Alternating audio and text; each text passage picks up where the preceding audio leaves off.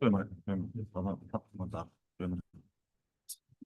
到底是shaga de maza to do de maza.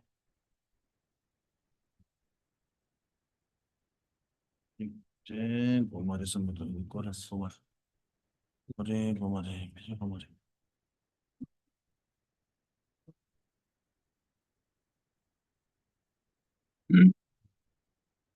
Toto. Oh yeah. Ah, itu sih. Itu tuh.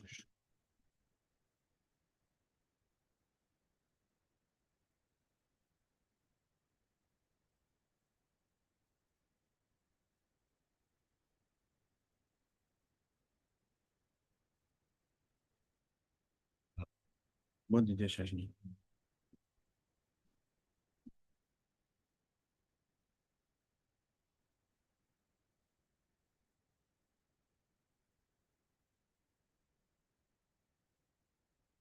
Hmm. No,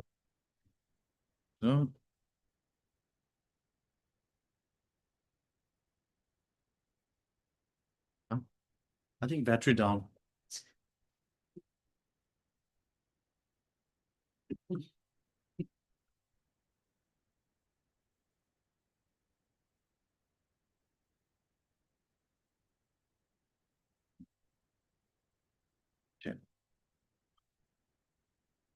Okay. Still not coming. To put it right. No, I like this. Yeah. Okay.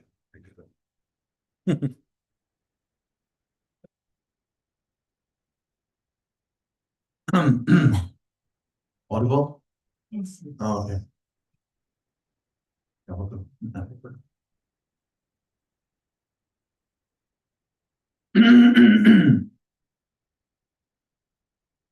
So we're here to do the medicine Buddha initiation today. So listen to, I think I explained last night a little bit that in order to, similar to what we received last night, what we did last night, this is also, there's two set of things to be done from the teacher's side, which is to do the self-generation and then to initiate or to activate, to invoke the wisdom Buddha within the Dharma, the one of the initiation Dharma here. So the medicine Buddha from his natural abode has been brought forward and has now been evoked within the Dharma here. So both of my preliminary thing is done. From your side is to wash the mouth and then the flowers to be distributed. Already done. So two things preliminary done. Tick, tick, tick. From the both side. Really good. And now the controversial part, the Gektor. Last night I explained. Traditionally, we do the ward off the hindrance, ward off the impeding spirits, harmful spirits. Boom. So it's not necessarily spirit, right? I mean, spirit is, I don't know if it's the right word or not. There are humans and non-humans, which like in the human world, we have people, human beings having malicious intent, thought, etc. Yeah.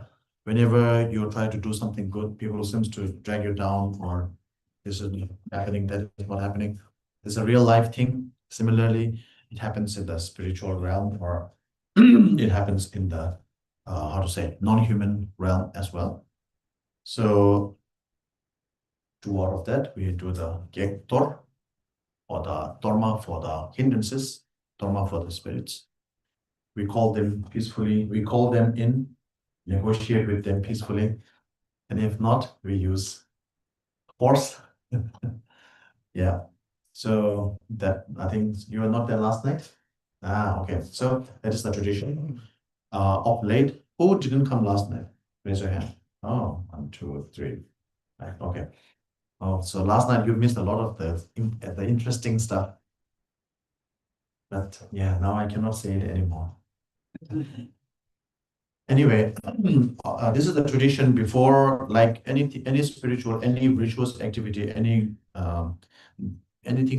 good we start to do, even in mundane life, we started to build ourselves up or do something good. There's some people dragging us down. Similarly, in the spiritual realm, when we start to do some spiritual practices, like a long retreat or initiation, so many rituals activity. There are people, some people will always find fault at something, right? So therefore, they have malicious intent. Just like in the human world, in the non-human world, they also have malicious intent. We call them the malevolent spirits. So therefore, this is to call them in and negotiate with them or to appease them by giving them dharma and then telling them not to disturb us while we practice. And if you do not do so, then we will have to use force. So that was the thing. Uh, so of like since 8 years ago, maybe 10, the closest I remember is about 10 years ago, 8 years ago, His Holiness the Dalai Lama has stopped doing this practice. Yeah, His Holiness said there's nothing to discriminate between the malevolent spirit and the non-malevolent. Basically, there is no such thing as good spirit and bad spirit, good human and bad human. So, of course, he says that because we practice compassion, which comes from equanimity, so that everyone is same. People who want to harm us, do bad thing to us, also have the same intention as us, in the sense that they think by doing something harmful to us, they will derive happiness, joyfulness. So therefore, from the perspective of a compassionate bodhisattva, like His Holiness, then of course everything is in the same flavor, as we call it, same nature, same essence. See everyone as equal. Unfortunately, I'm not at that stage. So I follow the tradition and do the yektor, right? Okay.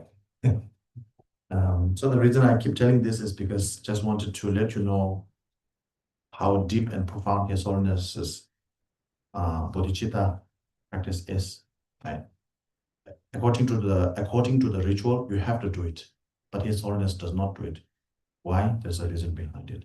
Because his compassionate heart, level of his compassion has surpassed, you can say, the level or the regimen of the ritual that has to follow. So there's a saying in the Jambe Manjushri Namasamgiti, praise to the Manjushri Namasamgiti, 1,000 names of the Arya Manjushri. Um, the owner or the proprietor of the word makes the final decision or makes the final judgment. What that basically means is when you reach a certain level, then you can actually make such adjustment. And His Holiness has reached that level. Though he may always be humble and never tells us that he has reached this level or that level. Yep. So to highlight that point, I just shared that sort of anecdote.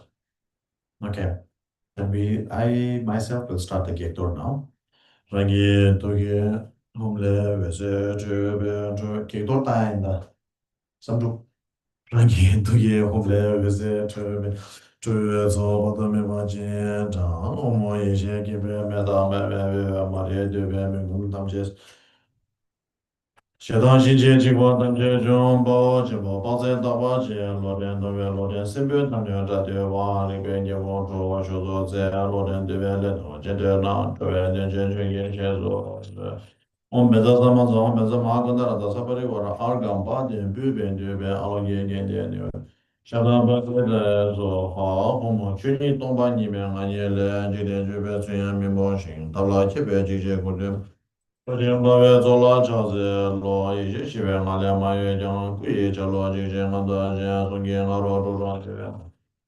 Maliondo de la Jazz, lo la pesce, rebote zecin, dibe, çöcer nazo, çana namanyo, mondo jetene, duze, bande, do gingin gelancan. Kibe metan bawe longi na, bawe tanda kemom zudu, shu, nida, bawe jenge, dame, ye, jibon se bon ze lan, jazz. Tum je de de me de zecin, bora, lo don ju de, chanye jazz, ngabe ngaro, ruda, do je da, do genge zo, de lan, jazz.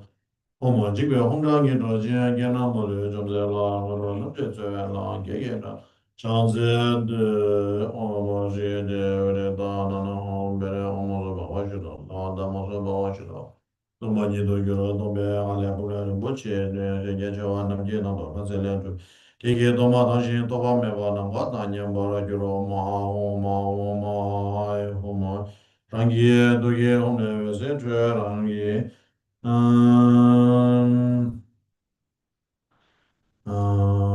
상기에 민길래 저나 저발라 버도 주베 계기에 소담지 고바라 여러 엄마 사와베 나 나마 사와다 다가다 배 무게베 사와다 다가다 이만 사바리 와라 가마나 가마다 발엔다에 소하 엄마 사와베 나 나마 사와다 다가다 배 메가 무게베 사와다 사바라나니 망가가나 가나 발엔다에 소하 엄마 사와베 네 나마 사와다 다가다 배 메가 무게베 사와다다다 말에 사바니 나마니 나가가 가에 가에 소하오마 소바니 소바니 오마 소바니 소바 오마 소바니 소 okay this is okay I did it wrong I didn't take a look at it Oma Oma sawabina nama sawada daga da ba bega mo ye be sawada daga da ba de so managa na balinda ye so ha oma sawabina nama sawada daga da ba bega mo ye be sawada daga da ba de so mana Gana balinda ya soha oma sawa bina nama sawa tata kata baya miga mujibe sawa ngani.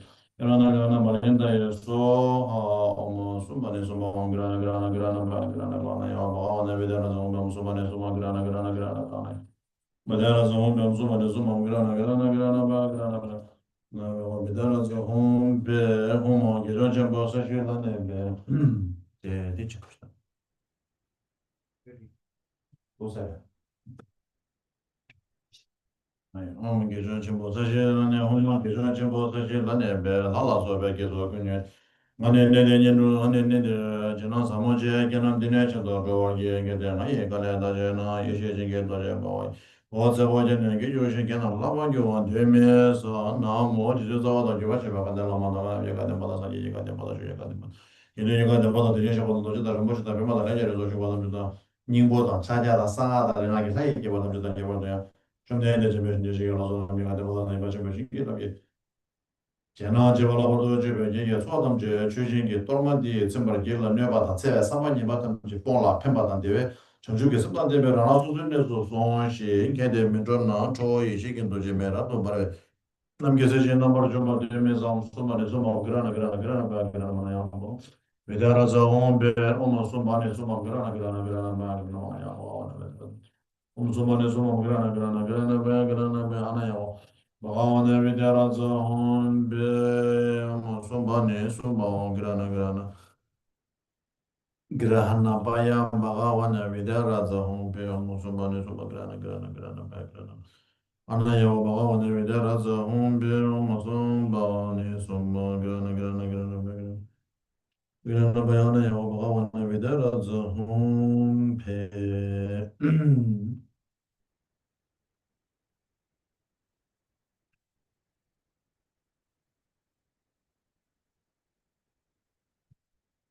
Možda božido zada, možda božido, možda da gine beda se pa onko. Allah sožinga da dalje se beže da bede da vay bede da na zora da da java da me na jito. Ido giro da me na ne na ngi jimo to da je to. Kazinge zemba de no na me yo ma bodo zo me da ma te ba do je ge je ma de no na ju je ko bodo no be zemba de da na me se je pas bodo je do je zemba. Ome na zo do je ngi zemba de le zo bodo je do je sashi, bodo je do je rawa, ten do je do je porque o rabbin do do lá de também quando já para já mas me vou do do que vai ser do que vai tiver mesmo quando na que me vou jojo jogar em go yere tonda que jo se va da me de ne ve que na de va da ne ba jo je be do do que 다시 대전된들 쇼.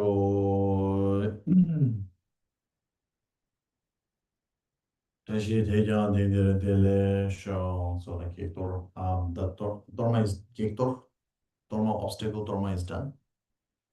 Next is to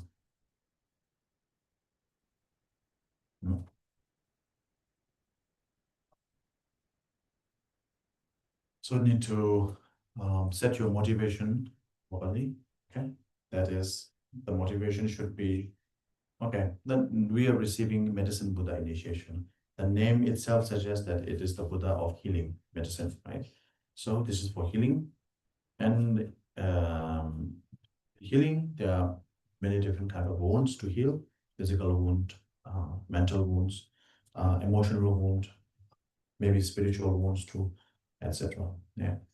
So many different kind of wounds to heal, and all of that is um, um, having this sort of aspiration to heal such a wound is good, but it would not suffice to become proper Mahayana practice or Buddhist practice without refuge. Without bodhicitta, it will not be Mahayana practice. If it's not a Mahayana practice, by default, it will not be a Vajrayana practice. If it's not a Vajrayana practice, most simply, you will not be receiving the initiation of the medicine Buddha. You will of course be receiving the blessings of the medicine Buddha initiation, but you will not be fully initiated or fully empowered unless you have the proper understanding of the Vajrasattva, of the Mahayana, and of the Buddhist path. So therefore, first thing is to have the refuge, and then to have a proper to have refuge and the Mahayana motivation. So we will do the what's normally called as the Mahayana Mahayana refuge, right? Bodhisattva's refuge, which actually combines both the refuge part and the generating bodhicitta in the same line, the same verse. So we will do that one.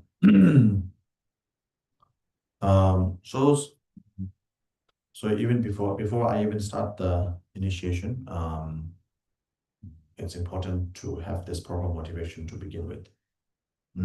First of all, Buddhism, Buddhist path, but the path that Buddha led is prior to Buddha's arrival. There are many traditions, many religions, which tells you how to shows the path to salvation, form of liberation from samsaric samsaric pain, etc., samsaric suffering, etc. There are paths there are teachings that shows the path to liberation through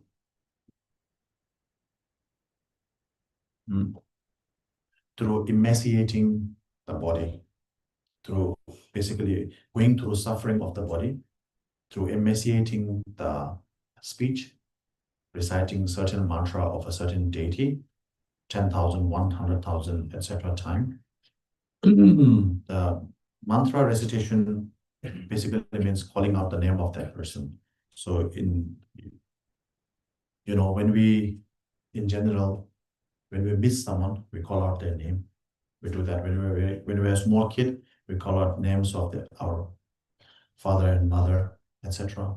Then we become young adult, we call name of our loved ones, partners, young lovers. Yeah. And then when we become older, then we call name of our younger ones, our kids, etc. Basically, whoever we miss, we call out their name.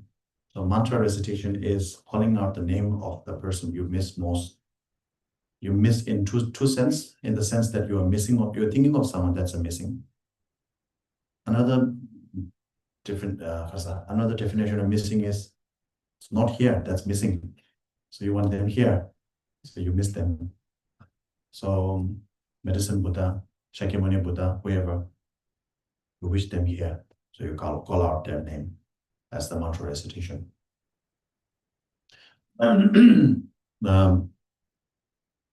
So I'm not going too deep into mantra, the definition of mantra, this and that, but in general, most of the time when we say we are doing a mantra recitation, we are doing a mantra of a certain deity, Genesis mantra, Manjushri mantra, Zambala mantra, etc.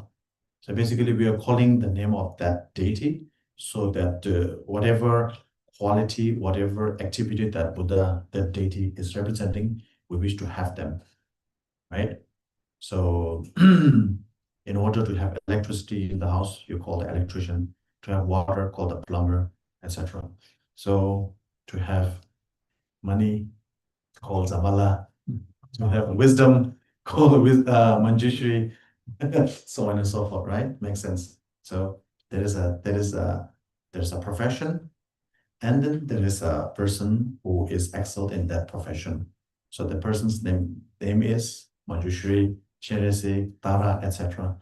The profession's name is compassion, blessing, activity, swiftness, healing, etc.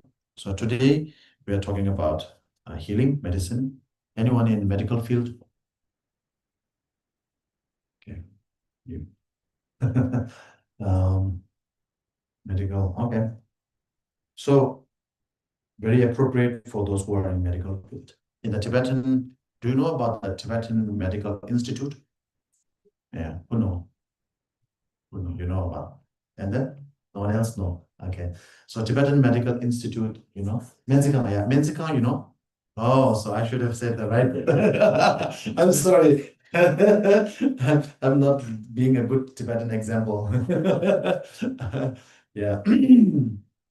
So Menzikang, all the employees of Menzikang, they have to receive the medicine with the initiation. And every morning after they come to the office, doing the register, right? What do you call that register? Like when you come and do the fingerprints, there's attendance. Yeah, attendance, right? When you attendance, then they have to do the medicine with the sadhana, and then they can go to work. So doctor, nurse, nurses, doctors, pharmacist, everyone will do that. So it's good for healing yourself. It's good to empower you to heal others better, like that. So more about the benefit of medicine Buddha later. Coming back to the point. So we call the name of the Buddha, right? So that we seek their blessing, we seek their, let's say, we're seeking attention. Why the baby boy, baby girl called the mother's name or father's name, Papa, Mama? Because you are seeking attention. You want something, you want Papa to listen, you want Mama to listen, you are calling for attention. You call for medicine Buddha, you are seeking attention. You are attention seeker. So you seek the attention, then medicine Buddha pays attention to you. A very important person pays attention to you. I don't know, like the very important person, right? Very powerful, very important person pays attention to you. Are you going to make a very small request or a big request? Right? So it comes back to the money printing machine analogy we used earlier. So the request we should be making is that please give me the strength, the integrity to practice so that I will achieve enlightenment for the sake of enlightenment, right? Please help me take refuge, which means I seek your support. I rely upon you for your guidance. That is refuge. You need to take refuge, but after taking refuge, you just walk on yourself. That's very selfish. If you are an intelligent person, you know this is selfish because you cannot survive by yourself. In order for you to survive, everyone in the world, especially in the modern, ultra-modern world, modern and especially ultra-modernized world, a world that is to a great extent managed by, you can say, artificial intelligence and so on and so forth. A lot of things being automated. Yeah. Even then, you still, we have what is it called? Amazon Go, is it? If you go to the store, you don't have to pay, you have an account. You just go and pick up the thing. The Amazon has a store where you can just, if you have the account, where you can go and pick up whatever grocery you need, and then you just go away. You don't have to pay for it. Like, you don't really have to pay for it. Once you go in and come out, because when you go in, your account ID is logged in. So when you come out, then the payment is kind of, what do you say, charged to your card, right? So automated. So things like that, fully automated, so many automated things are there. But even within that automated world, right? You don't have to pay for it. You just take it. You don't have to meet person to person. Even then, the stocks, the shelf has to be stocked by a person, right? It's not fully automated even then. And then if you have to go for the grocery things, all these are planted by humans. Okay, you can say, oh, this is done by robotic, whatever. But then there's a human supervisor for sure. And then when it's being fertilized and this and then there's the germs, and it has to be germinated and all of that. So there is no way you can be completely independent, right? No matter how advanced your life you think is. A lot of people, when you are very well-to-do and etc., and then you think that you are self-reliant because you don't have to rely on others. You have the servant, everything, right? The staffs. But even the staff you need to pay, otherwise they will not work for you. So, so you are relying on them in a way. To put it cruelly, they may be expendable because you have too much money. You can hire another person. You can be as cruel as that, but still, without them, your property, estate cannot function. So anyway, there's no way. My point is, there's nothing as completely independent person. No one is there. Okay. We think we are in the outer modern world. We think, but it's not. We have to rely on each other. So therefore, as you have to rely on others.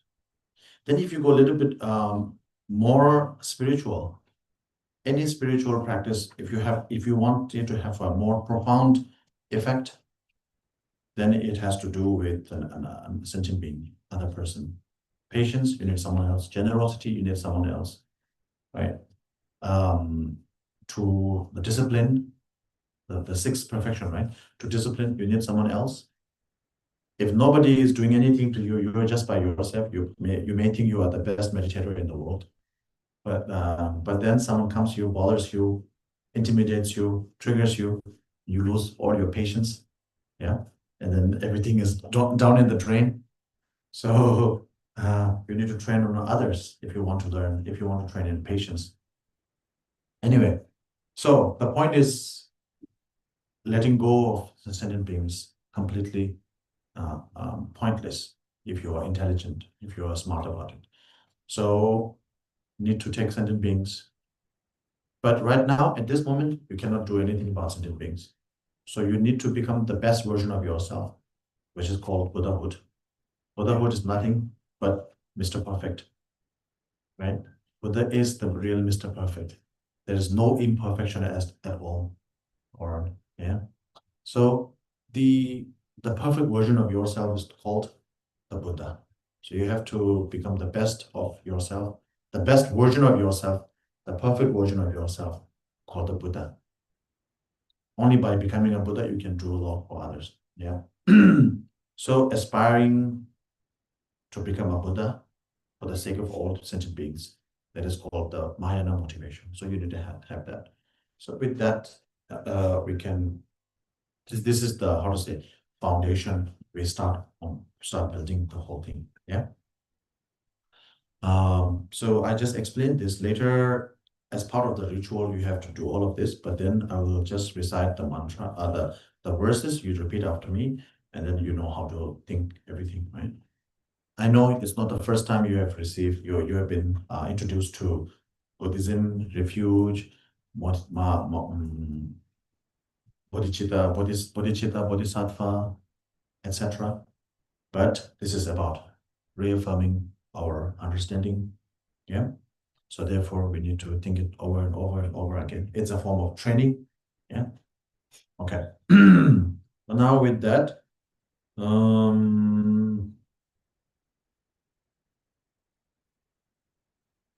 okay.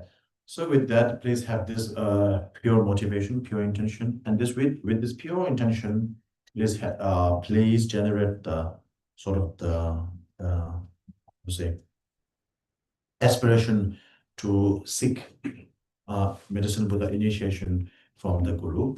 And with that, make a request for the Guru to give the teaching in the common, what we call the common manner. The common manner is to request him through the form of a mandala offering.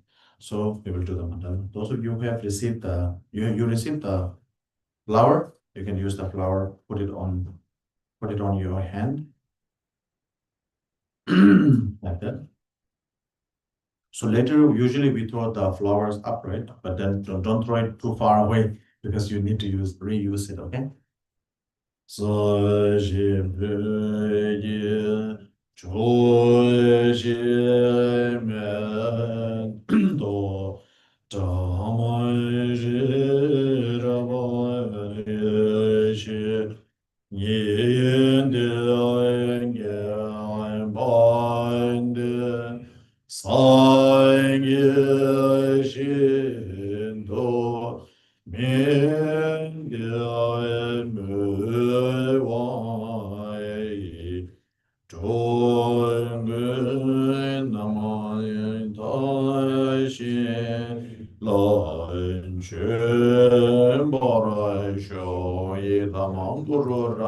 Mendalagam Niyandara Yami Sangye Chedan Tsoyen Chanam La Chanjo Bardo Dani Danye Jizon Yime Zonam Yin Cholam Benje Sangye Chokala Sho Sangye Chedan Tsoyen Chanam La Chanjo Bardo Dani Yazo Che Danye Jizon Yime Zonam Yin Cholam Benje Sangye Chokala Sho Sangye Chedan Tsoyen Chanam La Chanjo Bardo Dani Yazo Che Da ye jin sa ye ben sa nam ye do la ben je san ye Zhu. Oh, yeah. So Sangye Chodam Soge Chonamla, I think all of you know this one. This is to take refuge. And you may also know the meaning of that word. I'm not going to repeat it.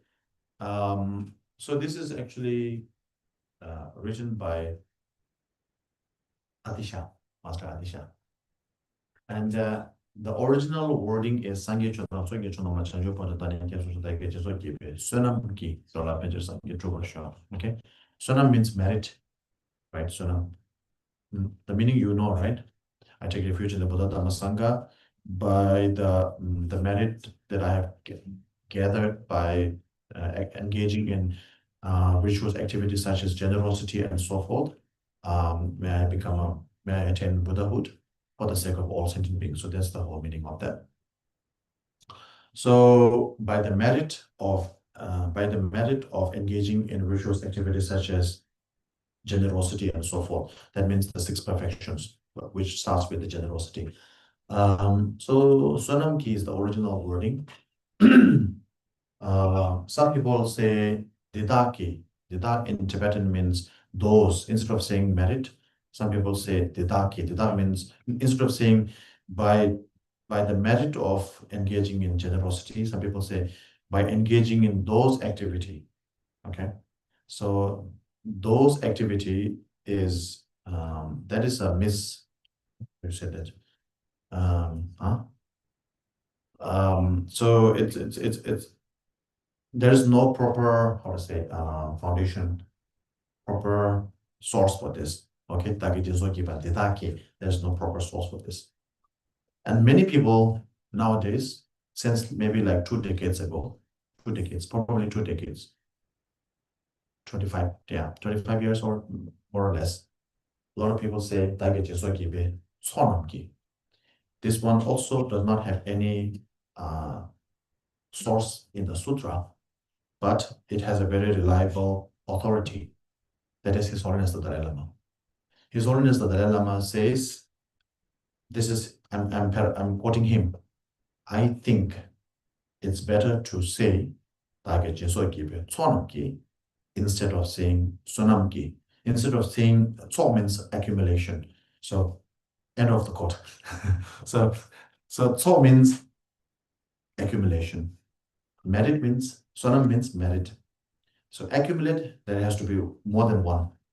So there are two accumulation, accumulating the wisdom, accumulating the merit. So His Holiness says, because His Holiness pushes very hard for intellectual understanding of the Dharma, not only follow the ritualistic or the, the spiritual lineage in the religious sense alone, not being dogmatic, not being religious alone, not being spiritual, not in just a religious manner, but in an intellectual manner. That's what His Holiness is striving all the time. So in that understanding, you need to have both of the two accumulations, one being the merit and the other being the wisdom. So, so accumulating the wisdom and the two are the most important. So therefore, what he's saying, he said, it's more beneficial, effective to say Tsonamki, right? That's His Holiness. About 20 years, 25 years ago, he started saying that. And then most people read it that way. So the original source is Sonamki. His Holiness says Tsonamki. And most of the time, people say Tsonamki, okay? But then now you know both the original one and the additional one, the modified one. If you know, then you can do whatever according to your need, okay? That one. In general, most of the teachers who, everybody who practice Dagi Jinso, Sangye Chodam Soge Chodam Hyōgoda Dagi Dedoji. Sangye Chodam Soge Chodam La Chanju Poda Dani Kedoji. Dagi Jinso Gibe Dagi, which is by the engaging in generosity, right? Engaging in generosity and so forth. So this can always be modified. That it's tradition to modify this according to your practice. For example, if you are, let's look for, when you are doing the listening to Dhamma, the audience, the teacher, the students usually say, Dagi chö nyen kibe tsonam. Chö is Dhamma, nyen is listen. By listening to this Dhamma talk, right? May all the merit this, blah, blah, blah, like that. Dagi chö nyen kibe tsonam ki. The teacher, the preacher says, Dagi chö she kibe tsonam. Chö is Dhamma, chö nyen, chö she. She is to speak, nyen is to listen. The Lama says chö she, and the students say chö nyen. This is modified, and it's part of the tradition to modify this. It's been for ages, yeah, like that. So if you know that, then makes more sense. Okay. You might have also heard of Sashipyogi. Sashipyogi Chujin Medotam. Zedablishin Yinde Kembate. Then Sangye. Sangye Shing. You know that word? Don't know? Okay. If you don't know, then doesn't matter. If you know, there are two versions. Some people say Sangye. Sangye. Sashipyogi Chujin Medotam. Zedablishin Yinde Sangye Shindo. Sangye Shing Tu Mikde Byway. Some people say Sangye Shing La Mikde Byway. So La and Tu is two different meaning in Tibetan. Even though it supposedly serves the same purpose according to the Tibetan grammatical context, but Tu has a more effective, more powerful effect. So what happens with the letter Tu? If you say Sangye Shing Tu Mikde Byway, whatever, let's say if you say Xing La Mikde Byway, Xing La means I offer everything to the Buddha field. Sangye Xing La Mikde Byway. So, right, Sashipyogi, I offer everything, my body, speech, mind, everything that I own, this and that, to my practice and everything, to the Buddha field. If you say Sangye Shing Tu Migde Uwai, it's just one word, Tu, La. If you say Tu, it has the impact or effect of transforming whatever you are offering, like your mind, body, speech, and all these things, turning them into the enlightened state of the Buddha, and then offering it to the Buddha. So it kind of scales it up. So that just this one word, Tu, has that power, that potential. If you say Sangye Shin Tu Migde Uwai, then you are actually changing, you're transforming everything that, let's say, if you are offering, for example, if you're offering your slippers, right? Slipper, shoes, not clean, you wore it already, it's dirty, everything. But if you offer to the Buddha, if you say Sangye Shin Tu Migde Uwai, then you actually transform that dirty shoe, smelly shoe, stinky shoe into the enlightened, perfect, undirty, unstained property of the Buddha, and then you offer to him. So basically, it just transforms its negative.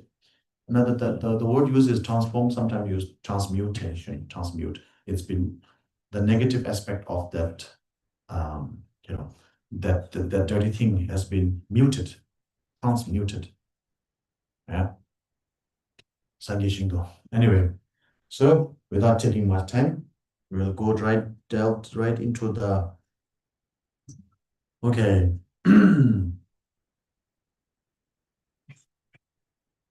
So today's teaching will be okay. So I will just follow the ritual. So today's teaching is what has been taught by the Lord Buddha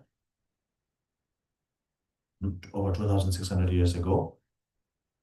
And within that teaching, there are two sections, something called the Sutra and the Tantra.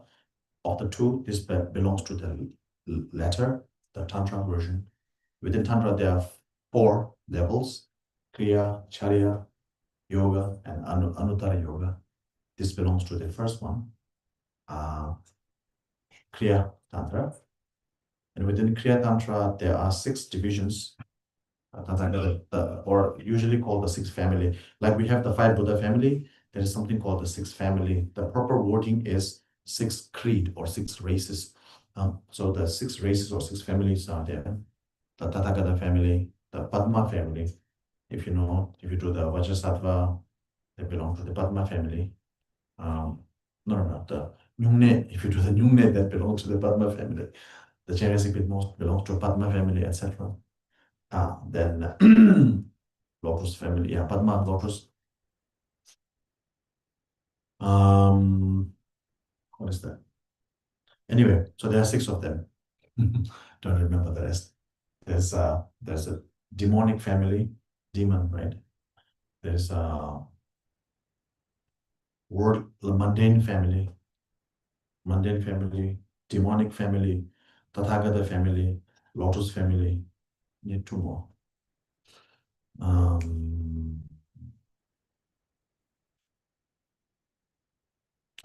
Vajra family and Jewel family. Yeah, 6 of them. So yeah, so six families are there. Of the 2, this belongs to the first division, which is known as the Tathagata division.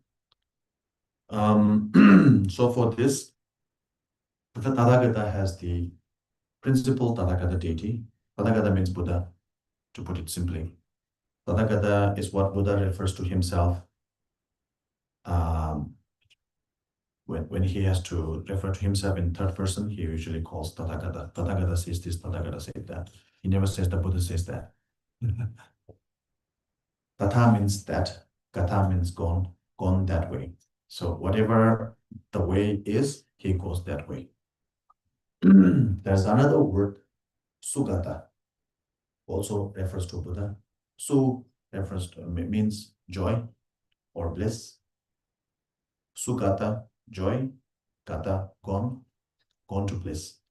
That's also a reference to Buddha. It's a synonym for Buddha. Yeah. Tathagata, the word gata, go, also has the connotation of seeing. So in order to see something, I have to go there. Like for my eyes to see it, my eyes has to go there. Even if you are viewing something online, even though you may not be physically in that particular place, but that object has to be displayed in front of you on the screen, so then you can see it. So your eyes go there, the eyesight goes there. So the word in general, we say when we explain something and then you want to ask people to you ask people, do you understand what I'm saying? You are saying, do you follow me? Right? So follow, go. That has the connotation of understanding. So understanding that Tathagata. So probably the word that comes from the Sanskrit tat. I'm not sure. A lot of English words comes from Sanskrit. Maybe it is tat to that. Maybe need to check. Tatha means that. So that there is it's difficult to explain the meaning of the word that. That is what it is, right? So that is something none other than what it is not. That is something which is not what it's not. So that means whatever it is, cannot change it, is not none of the appearances, it is what the reality is. So Tathagata means going to the reality or seeing the reality. In other words, to put it more simply, perceiving the ultimate, perceiving the ultimate truth directly. That's the meaning of the word Tathagata. Sugata, bliss. We have different forms of bliss, small bliss, temporary bliss, temporary happiness. The bliss that is acquired, attained by the Buddha is permanent, everlasting. And so he is the one who has gone into bliss, right? Sugata. Anyway, so Tathagata. This belongs to Tathagata, Tathagata class or Tathagata creed, race, Rik in Tibetan. It can mean class, it can mean race, it can mean creed. So Tathagata race. Within Tathagata race, there's the principal Tathagata and the followers, the retinues, and this belongs to the first one, the principal deity. Sometimes you receive the initiation of the retinues too. This one is the initiation of the principal deity of the Tathagata family. Okay, one of the principal deities of the Tathagata family of the Kriya Tantra. Okay, so in that, this particular practice is called the initiation, the practice of medicine Buddha. So there are varying types of medicine Buddha practices, medicine Buddha initiation, medicine Buddha ritual, medicine Buddha purification ritual, etc. Of this particular practice is called the medicine Buddha initiation. Okay, and now this particular practice, the lineage was brought to Tibet by Master Chandarakshita. Okay, Chandarakshita. Chandarakshita brought it to Tibet. When he was, Chandarakshita is a great scholar. You can call him the second Buddha. So Chandarakshita was a great scholar, but was abbot of Nalanda. So being abbot of Nalanda at that time, because India being the learning center of the world at that time, so being being the abbot, head of the Nalanda monastery means a big deal. Okay? So he's a big shot. So he came to Tibet when he was, there's a long story behind how he came to Tibet, all that. But when he was brought to Tibet, he was invited by King of Tibet by the name of Teshon Delsen. And then Teshon Delsen wanted the Dharma to prevail. And he look after which is the most reputable teacher in India who can So many teachers in India, right? So all that glitters are not gold. So you have to verify. So he found, then Chandrashita. So when he brings Chandrashita, there are a lot of obstacles, hindrances, like we just did with the Kektor, the Dharma to fought off the evil spirit. There are many malevolent spirits, men, and non-human and non-human beings harming the Dharma, etc., not wanting the Dharma to prevail in Tibet. And because Chandrarakshita advocates a very strict monastic code conduct, so he would not deal forcefully with the demonic forces. And for that, in order to deal with that, another Mahasiddha was invited from India. You already know his name. Okay, do I guess? Huh? Yeah, Guru Padmasambhava, Guru Rinpoche Padmasambhava, the lotus born. So he was born. He was a monastic scholar of Nalanda. There is something called Guru Pandita as well. So Guru Rinpoche has 8 different aspects, right? So anyway, so Guru Rinpoche was a great scholar too, but later he became an adept, a great yogi, and tantric, very powerful. Because he's not advocating the role of a monastic, so he could actually engage in subduing the demons in a forceful manner, right? So just how to say, linking the history here. So Shantarakshita, when he came to Tibet, he brought this practice because this is one of his main practice. Okay. There was another one. I don't remember the name right now. So his main practice, one of his main practice, 2 practices there. One of his main practice. When we say his main practice, we are talking about the publicly displayed practices that he do. So one of them is the Tibetan, we call it, the other one name is Tutur Nambar Girma. I don't know how you call that in English. So the other one is Medicine Buddha. So Medicine Buddha is one of his main practices. 2 practices, this is the other one. Okay, very important practice. Shantarakshita, on the 8th month, on the 8th day of every month, because India also follow the lunar calendar. So 8th day of the lunar calendar, every 8th day, he will do the Medicine Buddha practice. It's a very big part of his practice. Okay. So Shantarakshita does this practice in Nalanda Monastery.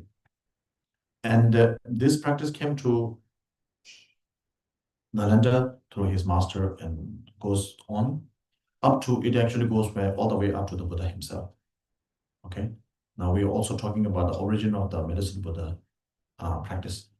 So this goes to the time of the Buddha's, when Buddha was alive. Buddha did 3 discourses. Usually we call that 3 turning of the Dharma wheel, right? Three turning of the Dharma wheel. The first one was in Sarnath. First one is Sarnath, Debashi, Four Noble Truth. Second one, in the Water Speak. Right? Third one, Vaishali, correct. So when he was turning the third Dharma wheel, Vaishali, there. So third turning, you may probably know this. The first turning of Dhamma wheel does not mean just the first word that he uttered and the rest. So the first turning of the Dhamma wheel is a batch or a bundle of teaching. It's not just one word or 2 word. Also, the second Dhamma wheel, of course, it was initiated in the Water Speak, but then there's a bundle of Dhamma teaching that is considered part of the second Dhamma wheel, even though it may not be taught in the Water Speak. The same goes with the third. Usually, there's another name for these 3 teaching. These are what we just discussed was the locations: Saranath, in today's UP, Uttar Pradesh. Then also speak in today's word Rajgir, the Sanskrit word, and then the English also speak in today's Bihar state. Then Vaishali in the UP state of India. That's the places where he taught. The name of the teaching, the first teaching is called the teaching on the Four Noble Truths. The second one is teachings on no truth, or the teaching on the emptiness, basically. Teaching on all things being completely empty of inherent existence. That is the second teaching. So any teaching that the Buddha has given in regards to emptiness, that completely free from inherent existence, completely empty of any inherent existence, any part of Dharma teaching of that category, that sort, is categorized as the second Dharma. Even he teaches that somewhere else in the heavenly realm or whatever. Then the third one is Tibetan, we call it leper number chevecho. Leper means well, number means proper, properly well. Cheva means to discriminate or distinguish. Properly well discriminated or distinguished teaching. Leper number chevecho. So what that basically means is the first teaching of the Dharma, Buddha said everything in this room exists. Second time in the Rajgir, he said none of this exists. Then people are confused. First teaching, you said everything is there. Second time, you said everything is not there. What are you talking about?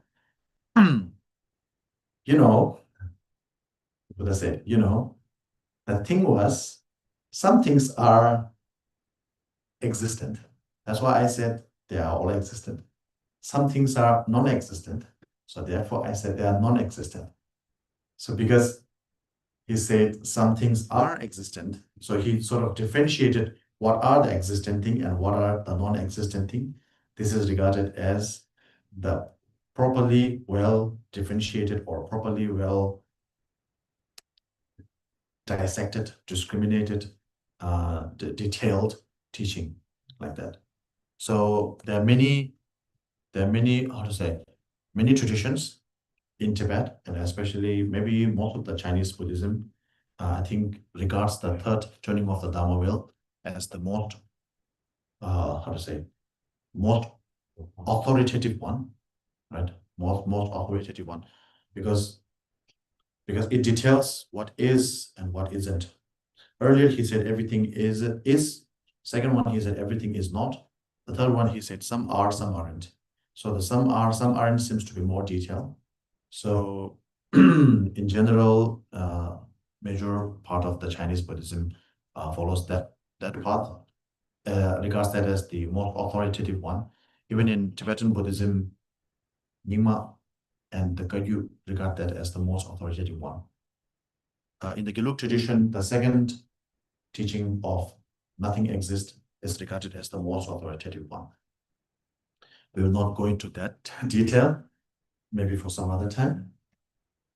So, one of the uniqueness of the third teaching is that Buddha spoke in great detail about the Buddha nature. The Buddha nature. Distortion. Oh, maybe battery. Oh yeah, I think so. Yeah, it's gone. Yeah.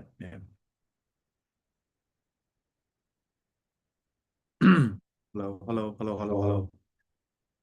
Yeah. So anyway, so anything to do with nothing exists as regarded as the second Dharma will. Anything to do with everything exists is regarded as first Dharma will. Everything to do with some exist, some do not exist, is regarded as third Dharma will. So so the third Dharma will was initiated in Vaishali, the place Vaishali. So in this regard, you have to understand this. The reason I'm saying this out loud is Medicine Buddha teaching is not part of the third Dharma wheel. Okay. According to the history, the medicine Buddha's origin story, while Buddha was having a break from giving the third Dharma wheel, that is the phrase. While Buddha was taking a break from giving the third, turning the third Dharma wheel. So what that implies is, just because he taught for the last time in Vaishali does not mean it's the third training. As I said, anything to do with these three themes, yes, no, and maybe, right? Simple. First Dhamma wheel is yes, second Dhamma wheel is no, third Dhamma wheel is maybe. So yes, no, and maybe, perhaps. Okay, don't use maybe, okay? Maybe is not a good word. Perhaps. So yes, no, and perhaps. So that is the theme of the three Dhamma wheel, right? So anything related to these three themes is considered part of the three turning of the Dhamma wheel.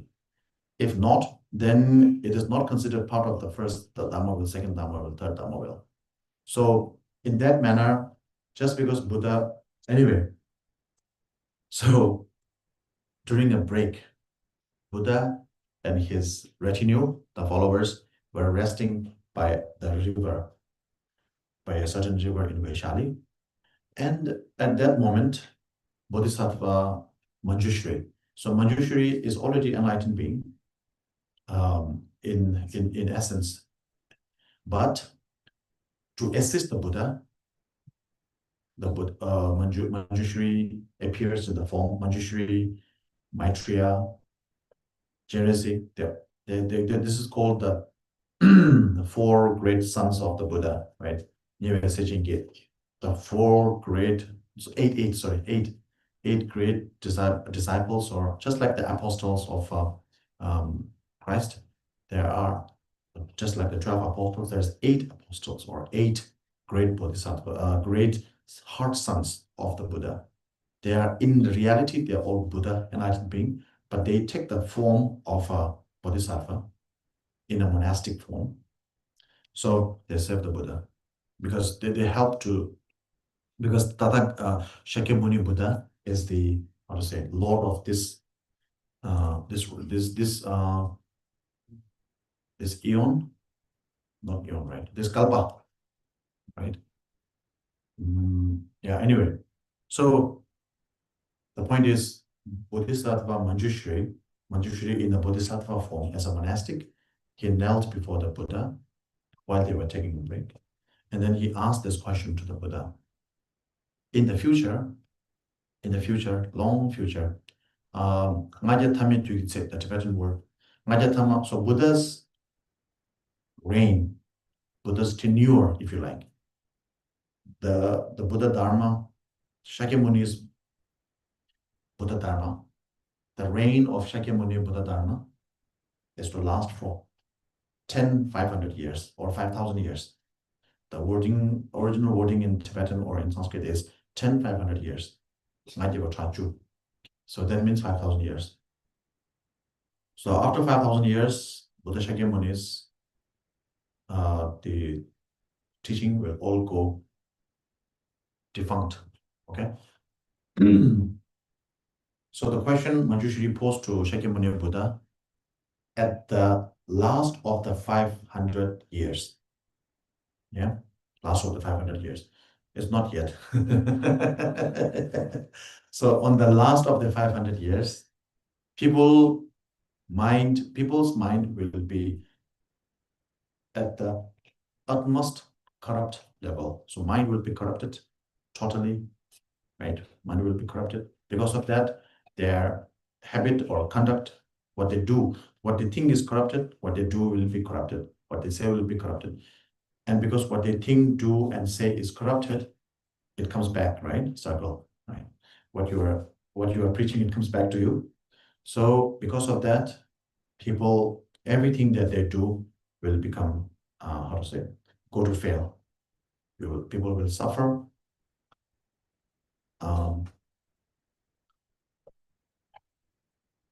Nothing will be, how to say, helpful, beneficial. If you take a medicine, the medicine has no healing property. If you take a food, the food has no nutritional value. If you do an activity, like if you do something good to others, nobody is going to appreciate that because everybody thinks you are doing it with a ulterior motive. And then even, yeah, those people who do some good thing, they will be considered, they're doing it for name, fame, whatever. So basically everything is going wrong. At that moment, how are the sentient beings supposed to survive? What they should do at that moment? So that was the question posed by Manjushri. So according to the Medicine Buddha's origin story, it is said that there is 25,000 bodhisattvas. 25,000 bodhisattvas. So 25,000 bodhisattvas.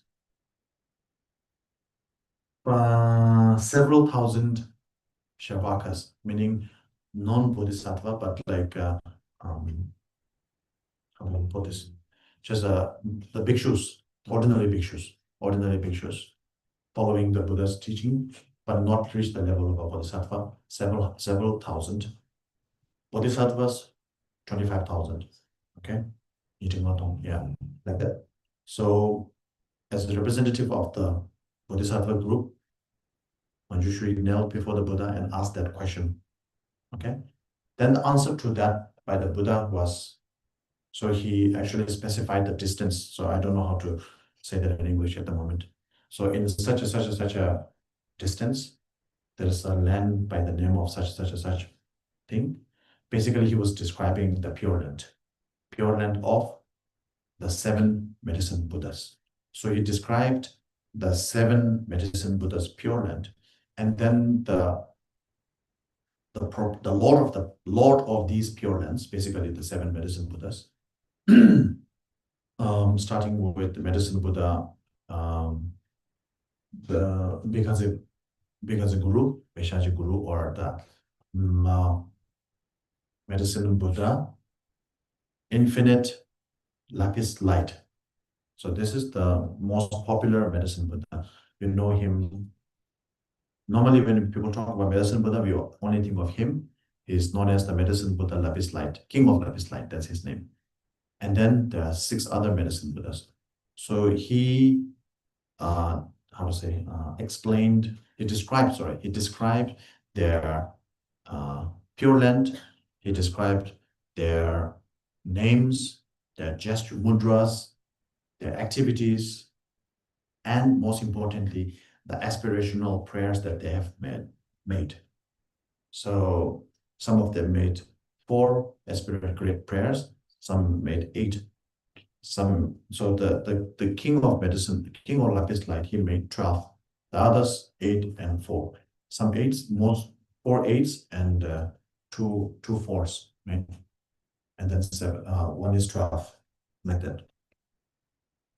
So he described the how to say, the qualities of the medicine Buddhas, and just as he was describing, Shakyamuni Buddha was describing the 7 medicine Buddhas' benefits, qualities.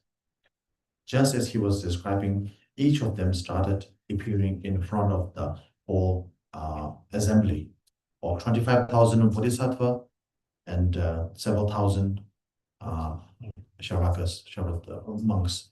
Then, there was I missed something, okay? Because when Buddha explained the benefit, the aspirational prayer made by them, and by praying to the 7 medicine Buddha, each of them, what are the benefits there are? Like what are the outcome of praying to them will be? Then so there at the same time, there are many gods too, non-deities, gods also roaming around. So gods, animal, everybody's listening, right? Buddha's teaching in the outside, on the open. Some of the gods started doubting the Buddha's teaching. You think, oh, maybe this is too good to be true, right? So at that moment, for some reason, that Buddha, of course, Buddha finds this out, not for some reason, Buddha, of course, finds it out. And for some reason, it became the, how to say, the precursor, for it invoked all the seven medicine Buddhas from their natural abode to the space above the assembly of Buddha and his retinue, right? Because of that doubt. Because they doubted, Buddha said, "You want me to prove to you?" And then, yeah, they all were invoked in like that. So the seven medicine Buddha is usually known as the seven medicine Buddha siblings in Tibetan. Che, Mela Che Dun. Che means sibling. Sibling. I think we talked about Che sometime earlier. When we're talking about the Pardo, Nawa, Cheba, Nawa Malamba, Cheba, remember Cheba? I said Nawa is the light, Cheba is the increase. Remember, increase. Increase also has the connotation of sibling, because siblings are basically a family increasing. There's only two people. It's called the husband and the wife. They have kid, their family is expanded. If they have more kids, that is called a grandchild. It more expand. So increase, right? So the word chepa has the connotation of increase. It also means sibling. So medicine Buddha Melachedun, the seven medicine Buddha siblings or brothers. Then on to that we add the Buddha Shakyamuni, who is the lord of this era. Then we call this the eight medicine Tathagatas, or the eight medicine Buddhas. So you have to say eight medicine Buddhas or the seven medicine Buddha siblings. So if you use the term sibling, only seven. If you use Buddha, eight. Okay. But in practice, usually it's seven. Okay. Now with that, so there's all the preliminary things all done. Okay, Mendel, we did mandala? We did, okay. Okay, then have to jump back and forth. So this is the origin story of the Buddha. From then onwards, through the Manjushri, through others, it was passed down to many other teachers, to Chandarakshita. And Chandarakshita, when he brought Dharma, he was the one who propagated Dharma widely in Tibet, Buddhism widely in Tibet, because he has the patronage of the king, Tizon. So when you have the king's patronage, you can spread it all over. And Buddhism became Tibet's official language, official religion. Yeah. And at that time, Chandarakshita passed this practice, teaching, initiation, everything, the full practice to King Chandarakshita. King Tizon. King Tizon. And then from then onwards, King Tizon passed this to several of his son, and then to their son, and so on and so forth. It was passed down heritage-wise. So it is also regarded as the only sort of initiation or teaching that has a royal lineage. Because if you go through the lineage gurus, one of the lineage guru is the King Tizon. Yeah. So king, it has a practice, it has a royal lineage. And it is also said, because it's it's very powerful, but at the same time, it's very simple to practice. Medicine Buddha is because it's part of the Kriya Tantra. So everything is very presentable, etc. Okay. So it was passed to King Tizon, right? And from then onwards, it was passed towards many other teachers. Then we jump to the seventh Dalai Lama.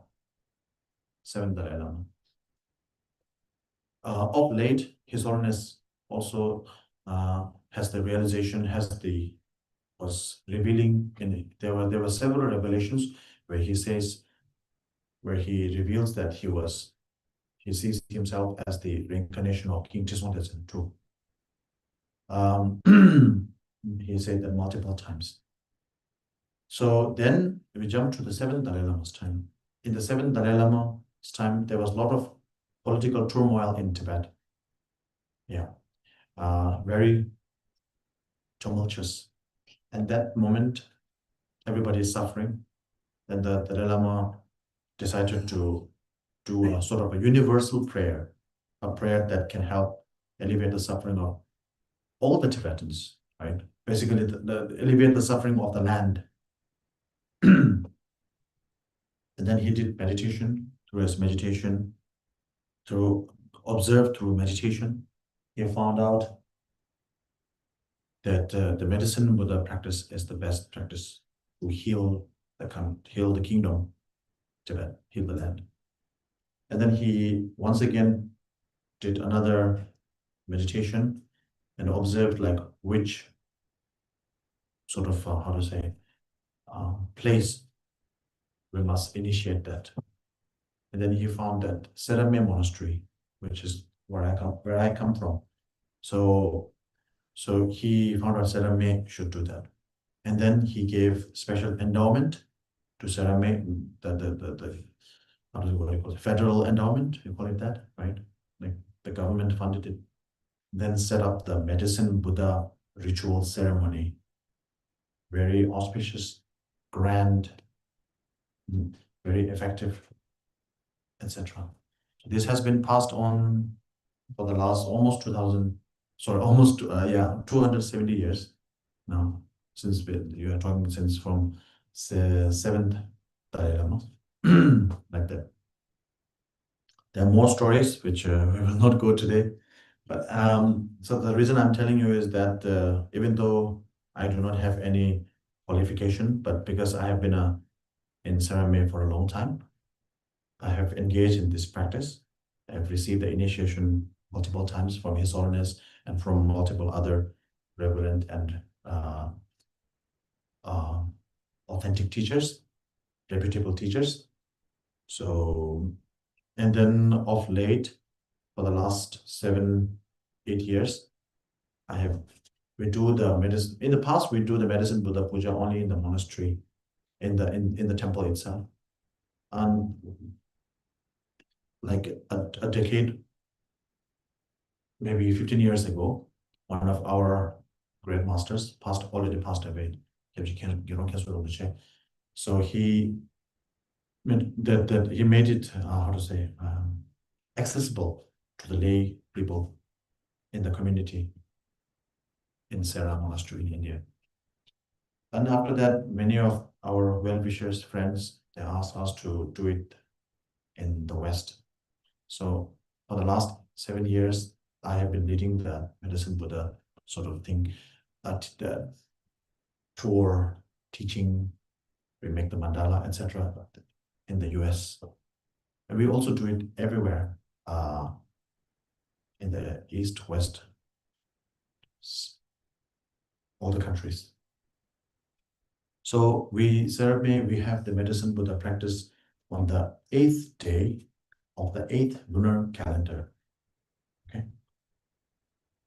So those of you who wish to need a lot of healing, you can either visit or how to say observe when these are taking place. So just wanted to let you know about that. It's a very powerful practice, very effective, and very simple, as you will know. Okay, just wanted to let you know about this, the whole story, background, where this is coming from. And it's a very, how to say, close practice for myself too. So that's why I'm so happy to be sharing this practice with you today. So it's something that I'm, how to say, thank you. I'm very, I know this practice is very helpful. I've seen with my own eyes. I've experienced how it helps so many people. So I really want to share that with you.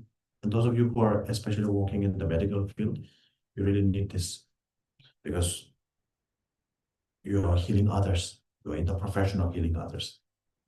And in general, we all need to be healed for multiple reasons. Yeah. Oh, yeah. Okay, with this, Mendel is finished. Okay. Okay. So now to purify the mind, that you have to make the request. There are two types of request. One, the common request and the uncommon request. For the common request, you now, in order to receive the empowerment for the sake of receiving the initiation, you have to you have to see um, the master, the preceptor sitting on the throne as medicine Buddha himself. And with proper devotion and belief, proper faith and devotion, you must make the mandala offering, which we already done. And now next is to, with your hand in the, how to say, what do you call this mudra? Huh? Folded, yeah, with your hands folded. Repeat after me this line. The meaning of this line is the essence, of all the Buddhas of the essence of all the Buddhas of three times, past, present, and future, as well as the deity, today's deity, meaning medicine Buddha, who is none other than the glorious Guru. Please bestow upon me the medicine Buddha's empowerment, medicine Buddha initiation. Tuzum Sangye Tamje Tang, Pabe Lai Mo Ni, Pande Lame Gadinki, Lala Jenan Zel Dose, Dala Jenan Zel Dose, Dala Jenan Zel Dose. Yeah, Dala Jenan Zel Dose means please bestow upon me the medicine Buddha initiation.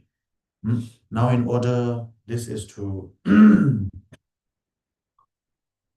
now, in order to purify the mind, you make the request. In order to purify your mind stream, your very being, visualize that you yourself are also medicine Buddha. Okay, so you can take a look at the picture just for reference. The medicine Buddhas, because there are 7 to pick from, so you can pick the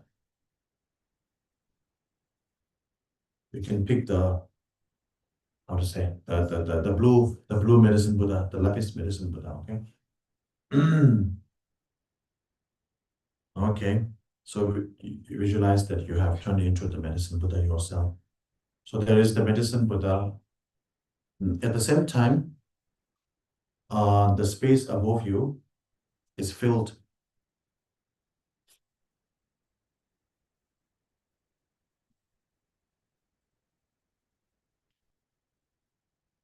The space above you is filled with Buddhas and Bodhisattvas from all the direction in the form of medicine Buddha. So there is the Lama who is the medicine Buddha.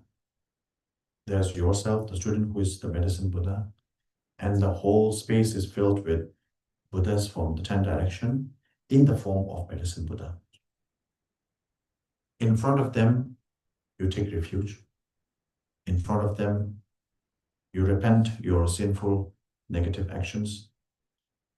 Rejoice the positive deeds. And seek for the longevity of the long life of the teachers, and then request them to give teaching, and then dedicate. So the 7-limb practice. So visualize that you are doing the 7-limb practice in front of this whole assembly. Kunjo Sumla Dajab you need to repeat this.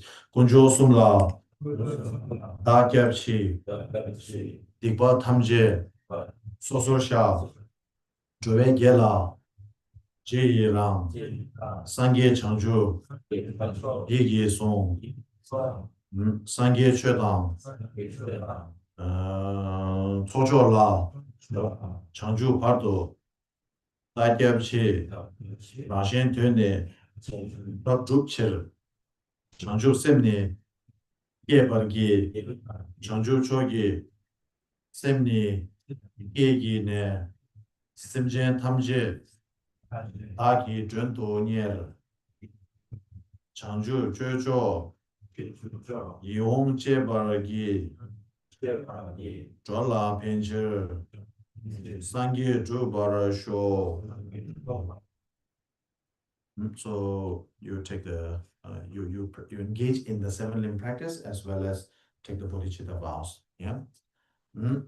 Now the uncommon request to give the teaching basically is to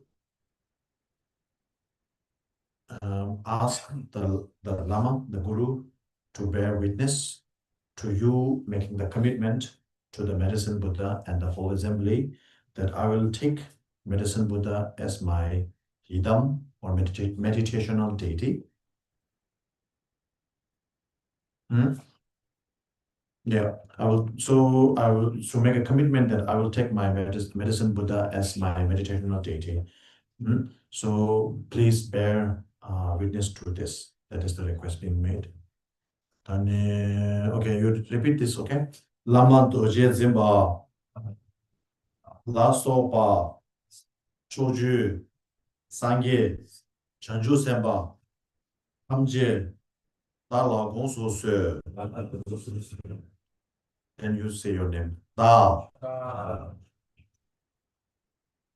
she giwa, tu dine sonde, chanju ningbo la, chi yi parto, chomdende, menge la, benjuya, wege gelbo, idamdo selki, lobenki, dala, longzeldo se,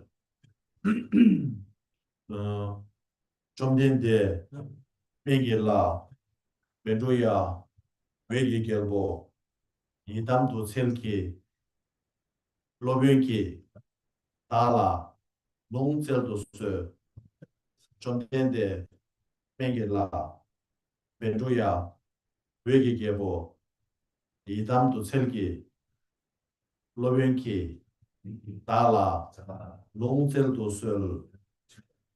Okay.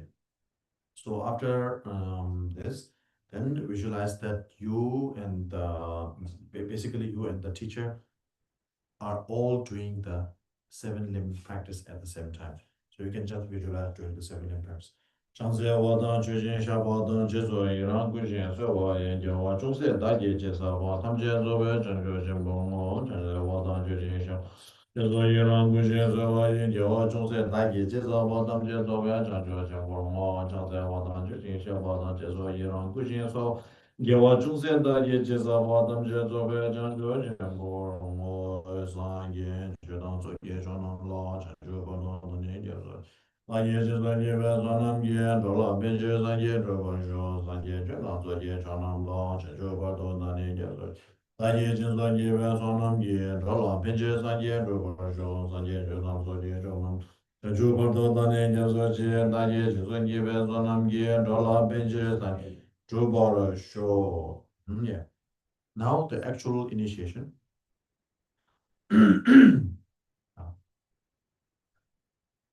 Okay. Now, once again, you are changing the appearance. As in, now you are no longer a medicine Buddha. Okay, that was the training. That was a test. Okay, so once again, in order to purify your mind, visualize yourself in your current state. Okay, so basically look at this picture first, then you have a clear understanding. So there's seven medicine Buddhas. Okay, the blue, the red, the pink, and the white with a white with a hint of redness. Then yellow, yellow, yellow, three. So the last one is not part of the meditation here.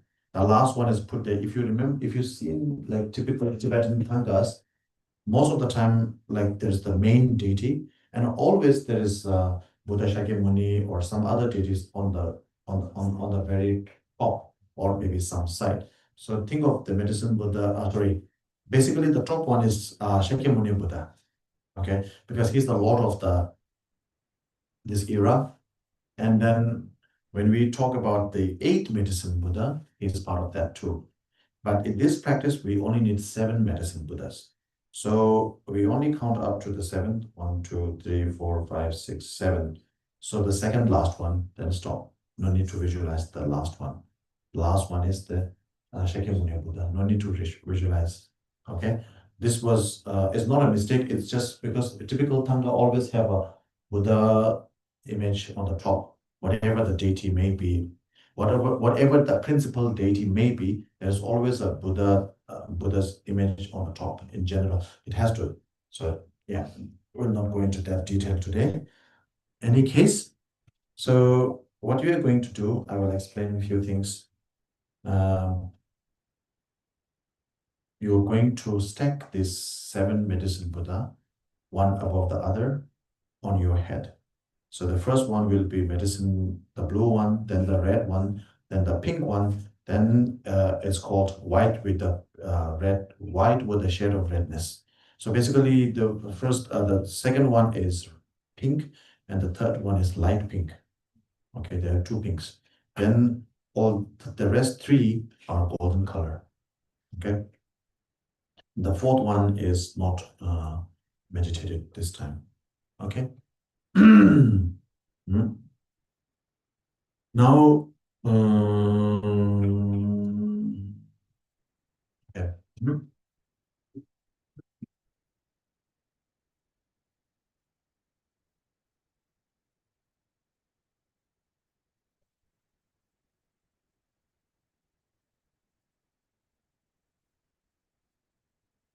So, above your head, you are in your ordinary state. In your ordinary state, on your head, you have to visualize the essence of the Guru in the form of a precious gem, precious stone. Actually, it's a little bit mixed up. On the top of medicine Buddha, the blue one, there is you can see a gemstone there. Hmm. So basically, that gemstone is right on your head. Okay. There's a gemstone, right, bright gemstone on top of blue medicine Buddha's head. That that bright jewel, jewel, you have to visualize on your head. That is the essence of your guru. So you visualize your guru on your head. On top of that, you visualize the medicine Buddha, king of lapis light, the blue one. Mm. Is blue in color, lapis color, red hand in giving, granting wishes, left in meditative.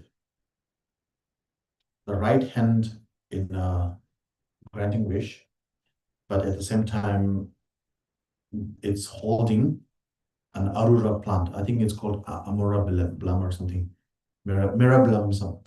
It's a herb. It's a medicinal plant. He's holding that plant.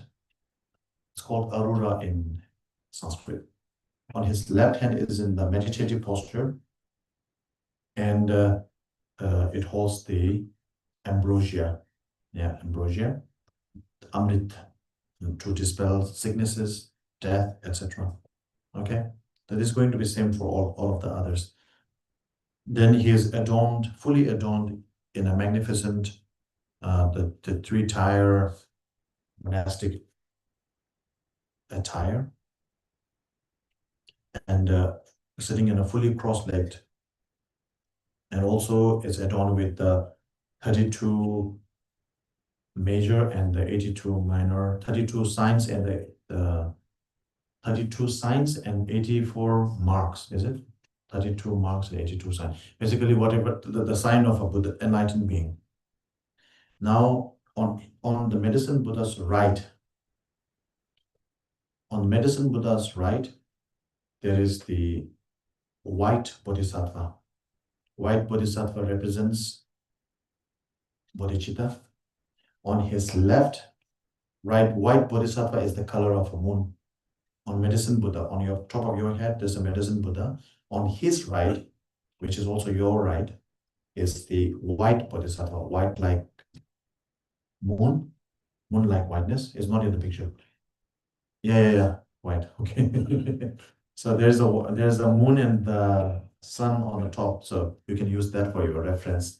So white, but it's not up there. Okay, it's just next to the medicine Buddha. On the medicine Buddha's next, right next to medicine Buddha's, the medicine Buddha himself, he's flanked by the white bodhisattva. Actually, in this picture is there. This picture also wrong. White is okay, but red they put the Tara. They should actually put the Manjushri. Uh, so right side is okay. Right side is Ajayasik. Left side should be Manjushri if they want to do it properly. Yeah. Anyway, but it could be from different lineage too. So white is Moon Bodhisattva. You can think of Ajayasik. Then representing bodhicitta. On the left is the orange bodhisattva, color of a sunset, representing wisdom. Okay.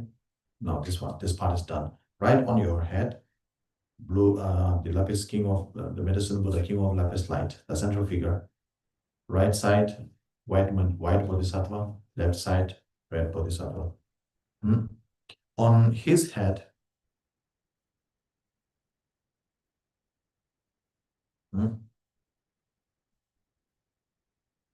okay.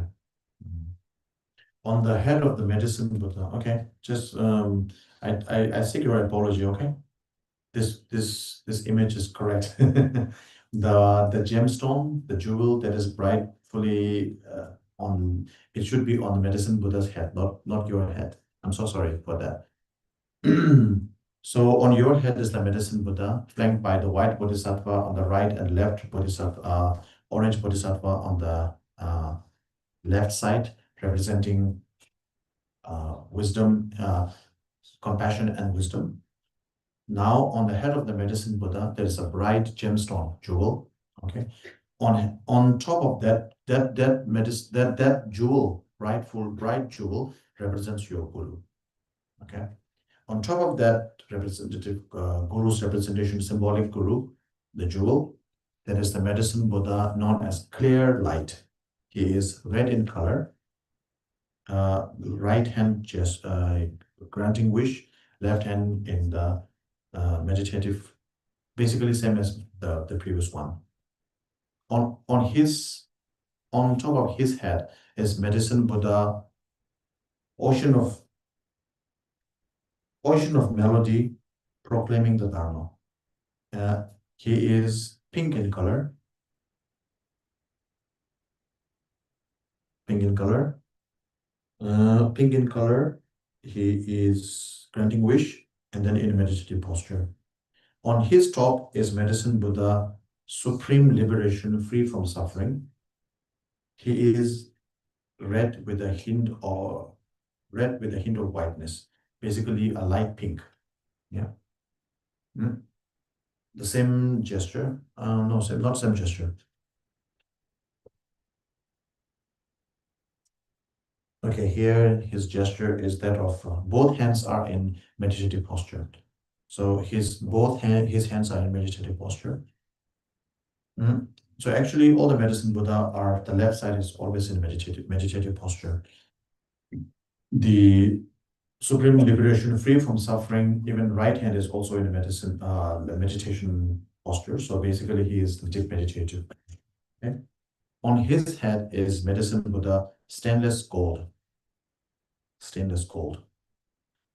He is yellow, and both hands in the so here in the picture, his right hand is in the preaching mudra, left hand is in the meditative mudra. So you can follow that one. On his head is medicine Buddha, precious moon, king of melody, precious moon, king of melody, melodious sound. He is yellow in color, right hand granting wish. Oh, right hand here. Okay, in this picture, he is giving the Dharma, and the left hand, he is in the meditative posture. So just follow the picture, easier. On his head, there is the medicine Buddha, excellent sign, also yellow in color, golden color. So his gesture will be the only unique one. So his gesture is that of protection mudra. So protection mudra is like giving a hand. Protection mudra is like, so Buddha Shakyamuni's hand is like touching the ground like this inwards. So protecting mudra is like upwards, like that, like that. Then, of course, they are all adorned in the finest monastic robes and etc. All these things, and all of them are in what we usually refer to as the essence of light. So they are not. Don't think of them as flesh or bone. If flesh and bone human beings are sitting on top of you, you will be squashed. So think of them as very light. The light may also not just light as in like heaviness, but also just like a light. Or think of a hologram like that. But very clear. If you look at that, it looks very real. But if you poke finger at it, it actually can go through like light like that. It has to be like that. So in front of all of these 7 medicine Buddhas, one above the other, you engage in the prostration, offering, and request. Okay, prostration and offering, easy, right? As many prostration as you can imagine, offer as much whatever you can. The request is each of these medicine Buddha has made different aspirational prayers when they were ordinary beings like us prior to their becoming enlightened. So we wish that these wishes, these aspirational prayers that they have made, come true this very moment. Okay, like that. So we start with the very top one, stainless gold. So I will keep explaining one by one. You make prostration and you make offering to them, and then you request that his great prayers, there are 8 great prayers. I'm not going to go into each of these prayer, it will take a very long time. So all the 8 great prayers that he has made comes true. We will go on these 8 prayers day after tomorrow. Okay, what are the 8 prayers? What are the 4 prayers? Because there are 4 8 prayers and 2 4 prayers and 1 12 prayer. So it's going to take a long time. Day after tomorrow, we will talk about this. Stainless gold has made 8 great prayers, and we wish all of them to come true this very moment. So visualize like that. He is the one on the very top. Very top means the second topmost in this picture, right below Shakyamuni Buddha. So look at this picture very clearly, and then maybe slowly, maybe look like this. Look at it like this, and then look at it like this. Then you can imagine, or maybe just do like this. Look at it very clearly, then put it like this on your crown, on your head, and you have somewhat more clearer picture, right? Right? Makes sense? Yeah. Go home and look in the mirror. Useful, right? Yeah. Anyway, so basically what we are going to do is after making aspirational prayer to each of the medicine Buddha, they are going to melt into their the one below that. Okay. So the first one we are going to dissolve is medicine Buddha, stainless gold, golden color, who has made 8 great prayers.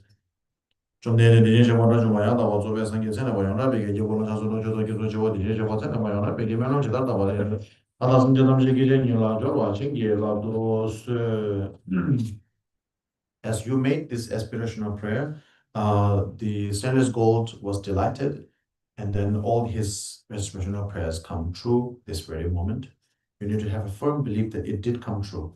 Okay, and he merged, he dissolved into um, precious moon, king of melodious sound. Now the same thing to him, he also made 8 great prayers. 좀 전에 되지 저거 좀 하나 더 보조 배송기를 보지다 나와 담배면 또 기막 개발을 하는 게 저거 나서 저거 저거 되지 저거 이제 더 그러면 지다 더 받을 더 이제 좀 기준이 나죠. 신기해. 라도 So after making that request, he was delighted, and then all his aspirational prayers come true this very moment. So for example, just to give you an idea, his prayers are like anyone who hears the name will no longer have to go through suffering, etc. like that. So it's, even though it's hard to imagine, but you can call it wishful thinking, but think like that, imagine like that. Just imagine how wonderful it would be if by hearing the medicine of the name, nobody is suffering anymore. Anyone who has been oppressed will no longer be oppressed. Anyone who has been hungry no longer be hungry. Anyone who is isolated, lonely, will no longer be lonely. Anyone who is mentally disturbed will no longer be disturbed because of this, so on and so forth. These are just the examples. So these things come true this right moment. And then Medicine Buddha, precious moon, very delighted, and he dissolves. His prayers come true, and then he dissolves into the next Medicine Buddha right below, stainless gold, golden color, same thing. He made 4 great prayers. So we will wish that his 4 great prayers come true this very moment. By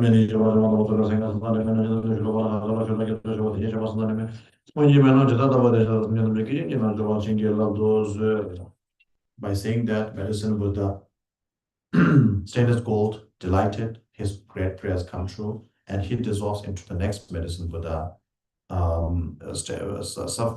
supreme liberation, free from suffering. Is the light pink one, light pink. So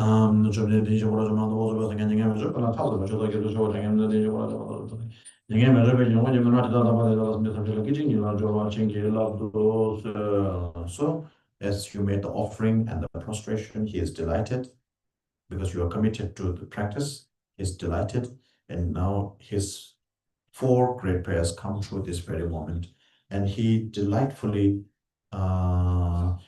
dissolves into Medicine Buddha, proclamation of Dharma, ocean of melody, proclaiming the Dharma. That's his name. So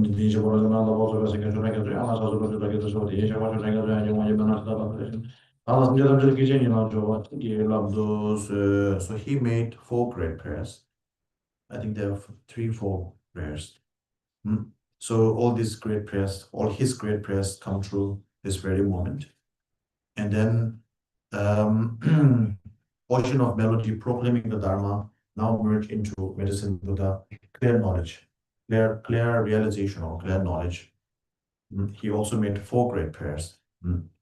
So it's 4, 4, and 3, 2 8s. 좀 전에 이제 뭐라 좀 한다 보고 그래서 이게 저희가 좀 이렇게 끝난 거를 좀 말이 이제 뭐라서 저도 이제 또 어디 이제 뭐 이제 뭐 이제 만 하다 받을 수 이제 이제 나저 watching 이제 those the first 2 or the topmost 2 have 8 great prayers, and the later 3, 4 have 4 great prayers. 4, 2, 8, 4, 4. Then he was delighted of your practice, your devotion, your commitment, and he now merged into Medicine Buddha, King of Lapis Light, and the blue Medicine Buddha. Now you made the same commitment, offering, prayer, prostration, and the request. His aspirational prayer is 12. So you pray for that. And then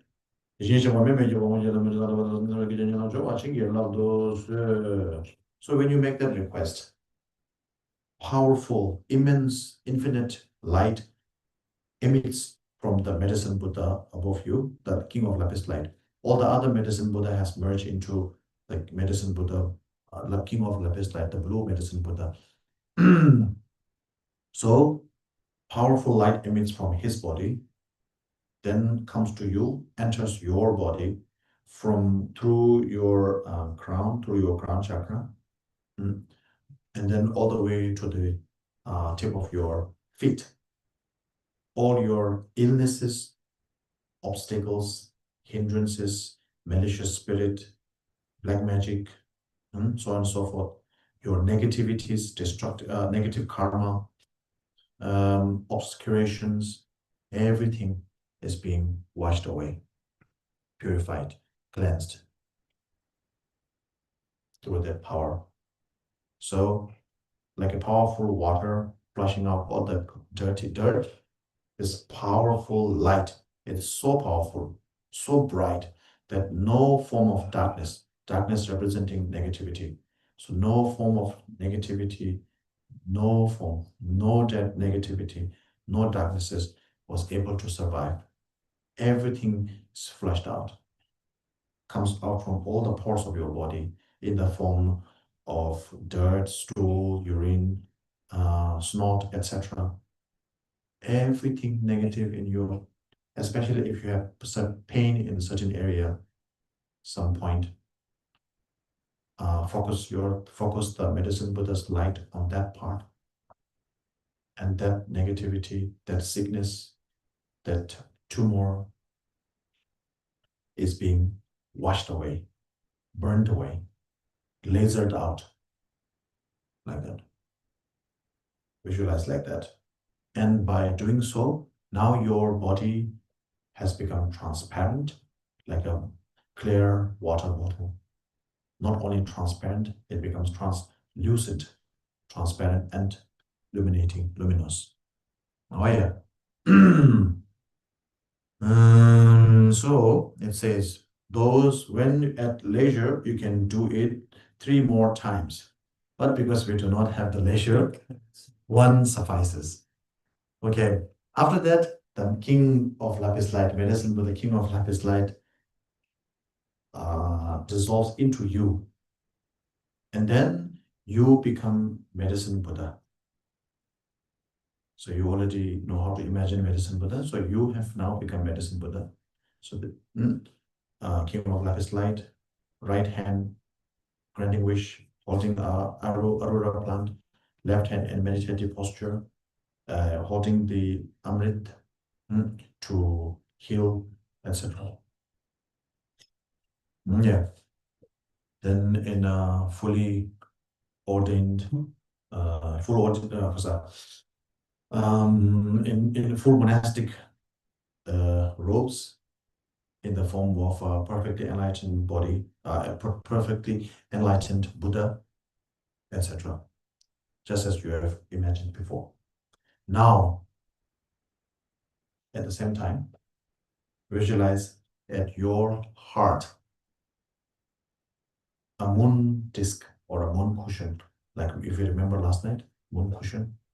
On the moon cushion, it just say moon cushion here, but the moon cushion would be sitting on a lotus throne, lotus seat, moon cushion. On the moon cushion, there is a blue hum. So now you can take a look at this picture. On the right side of Medicine Buddha, there is the letter hum, bright hum, shining. So there's a lotus seat. On the lotus seat, there's a moon cushion.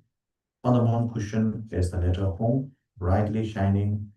It's supposedly sitting on the cushion, throne, but not necessarily touching the cushion, right? So like that. So this is the standard practice with any Buddha. Even though we usually draw the Buddha sitting on the throne, he's not necessarily touching. But the problem is, usually we don't talk about this a lot, because if you tell that the Buddha is, how to say, the back is not touched on the ground, visually in our imagination, we start to make the Buddha float away. So the standard practice is just don't talk about it. In any case, it's not touching, almost touching. So the home is floating. It's a blue home, but has it's so bright, so it's almost like a white, right? Like a police car siren. Not the it's blue, but then it's very bright, so it looks like white, right? Anyway, so once again, at your heart, visualize. So not once again. So visualize at your heart. There is the lotus seat, moon cushion. On top of the moon cushion, there's the letter home, blue home. On the right side of the blue home, there is the white bodhisattva. On the left is the red bodhisattva, representing compassion and bodhicitta and wisdom, both in the folded hands. Okay. Now, with that, so stay in this meditation, stay in this state, this meditation. At the same time, visualize like this. The Guru, through his compassionate mind, through his compassion, he has actually invoked the blessings, or he has invoked all the Buddhas and the Bodhisattvas of the 10 direction here in this space in the form of medicine Buddha. And now they enter you through your crown chakra. And then, okay. I'm so sorry. I'm so sorry. Okay, we'll do one more time. So I got carried away. So you visualize the moon, the lotus seat, moon cushion, and Om, blue Om, not Hum. This is Hum, Om like Om Mani Padme Hum, Om, blue Om is there. On the right side of the Om is the white bodhisattva, left is the red bodhisattva, bodhicitta, and wisdom, like that. Okay. Then the Guru invokes the blessing, all the Buddhas and Bodhisattvas, 10 direction, in the form of medicine Buddha. And now they enter your crown. They enter your body through your crown, through your head. And then they dissolve into the letter Om, blue Om at your heart. Now, as a sign of your mind, body, and speech being blessed or becoming one with the mind, body, and speech of the medicine Buddha, visualize a white Om, red A, white Om at the forehead, red A at the throat, and a blue Om at the heart. So now there is a blue Om. There is also a blue Om earlier. Now you also have a blue Om. So both the Hum and the Om are at your heart. But since the Hum and the O, the letters, just like the Buddhas, they are also in the form of a hologram. So they are not necessarily, they are superposition, right? So they are not really, how to say, blocking each other. Okay, they have superposition to themselves, like that. Now to signify that, so visualize like that. Now to signify that, the Guru sprinkles flowers on your head. So visualize as I ring the bell, visualize that I'm putting, I'm, how to say, I'm sprinkling the flower on you. Right now, don't have to put it on your head right now, but just wish like that. You don't have to put, but okay, just visualize that I have put flowers on your head. Namo Bhagavate Bhagavate Guru Mindre Bhagavate Adala Hadaya Ara Dhyana Sambuddha Dhyana Bhagavate Bhagavate Mahamagavate Bhagavate Adasamungade Soha Om Namo Bhagavate Bhagavate Guru Mindre Bhagavate Adala Hadaya Ara Dhyana Sambuddha Dhyana Bhagavate Bhagavate Mahamagavate Bhagavate Adasamungade Namo Bhagavate Bhagavate Guru Mindre Bhagavate Adala Hadaya Ara Dhyana Sambuddha Dhyana Bhagavate Bhagavate Mahamagavate Bhagavate Adasamungade Soha. Okay. Now the transmission long of the mantra Yeah. In order to receive the mantra, you need to visualize as such. Visualize you are yourself already in the medicine Buddha, form of medicine Buddha. The Guru is in the form of medicine Buddha. So the Guru, which is in the form of medicine Buddha, at his heart, just like yours, has the letter Om, sitting on a moon cushion on a lotus seat. And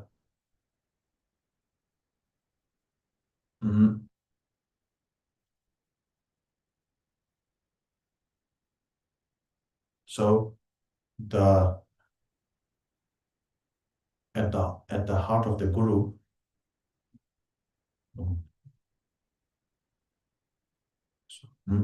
so you have at the Guru's heart on the lotus seat and the moon cushion on the Guru's heart.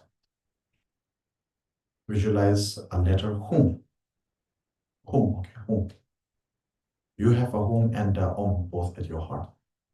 Visualize at the Guru's heart on the moon and the lotus cushion, lotus seat and moon cushion. Visualize a blue Hum, like in the picture. So now we can use this picture. Blue Hum encircled by the mantra of the medicine Buddha. Om Namo Bhagavate Bhagaze Guru Bedre Bhavarajaya Tadakataya Arahate Samya Sampodaya Teyato Om Bhagaze Bhagaze Maham Bhagaze Bhagaze Radha Samukade Soha. Clockwise at the heart. All the letters are standing up, right? Not lying down like on a piece of paper. So Blue Hum at the Guru's heart, which is the sixth syllable, is encircled by Om Namo Bhagavate Bhagaze Guru Bedre Bhavarajaya Tadakataya Arahate Samya Sampodaya Teyato Bhagaze Bhagaze because so standing up, not lying down like that. So a replica, an exact replica of the same mantra comes out from the Guru's mouth, enters your mouth, and then goes down to dissolve into the, not dissolve, sorry, goes down to where the letter Om was sitting. Om and Hum, basically they are both sitting in the same area. So it goes to where your letter Hum and Om was sitting, and then circles that clockwise. Right? Okay. Namo Bhagavate Bhagaze Guru Bedroya Bhavarajaya. Okay, now you have to repeat after me. Okay, with this visualization, repeat after me. Namo Bhagavate Bhagaze Guru Bedroya Bhavarajaya Tadakataya Arahate Samyaksam Buddhaya Tayatha Om Bhagaze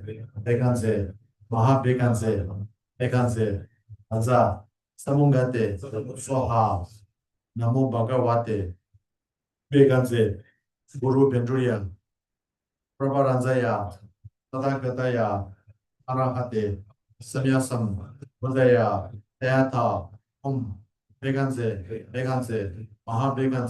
Bhagaze Anza Samungate Soha Namo Bhagavate Bhagaze Guru Bedroya Prabharanjaya Tadakataya Arahate Samyasam Buddhaya Tayatha Om Bhagaze Mahabhagaze Raja Samungade Soha.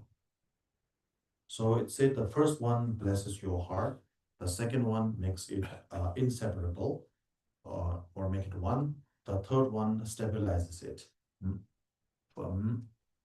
Okay, now the next is to make the commitment, to repeat the commitment. So the commitment is that from now until you attain enlightenment, you will regard medicine Buddha as your Yidam, meditational deity. And you will recite his mantra at least 100? Oh, 100. So anyway, so you will so there's a commitment here with, as you know already beforehand. So there's a commitment that you have to recite the medicine Buddha mantra once a day. Okay, once a day. So medicine Buddha mantra means you can recite this one. Dayatha, Dayatha, yeah. Dayatha, Om, Bekanse, Bekanse, Maha Bekanse, Bekanse, Nazasamogate, Soha. This is the medicine Buddha mantra. So you can recite this once a day. So in the beginning, it's hard, but if you read it, every day, it's going to become easier. Okay, repeat this after me. Lobbying.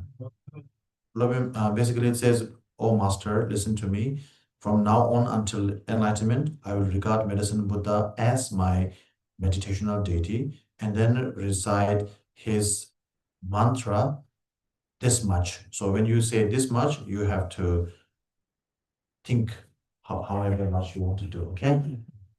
100 rounds, or I don't know, right? I'm being optimistic. Okay, Lobbying also. Ah. So then you have to say your name. Saying your name is like putting the signature. So you have to do that much. Becomes a legal document.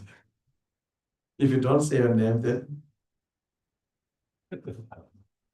it's the ar archaic way of signing things.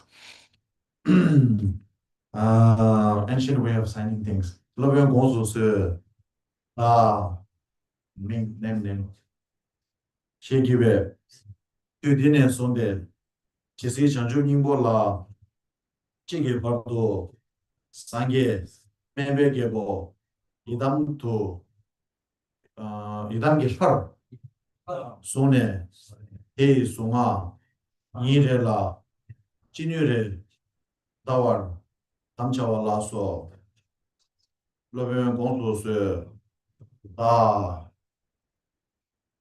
시기회 표디네 손대 지세 장주 인골라 찌개 밥도 상게 매매게고 이담게 펄 손에 해 송아 이래라 진유래 다월 담차와라서 러면 공소스 다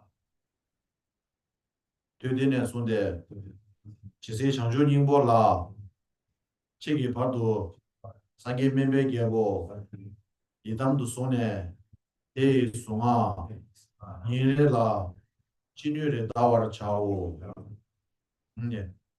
So now that because you have made this commitment, then we are worthy of making the offerings to the medicine Buddhas. So the whole assembly is making the offering to the medicine Buddha. The offering is actually placed here on there. So place your mind attention to that place. That's where the offerings are. This is just one set, but you can multiply it by tens of hundreds of sets.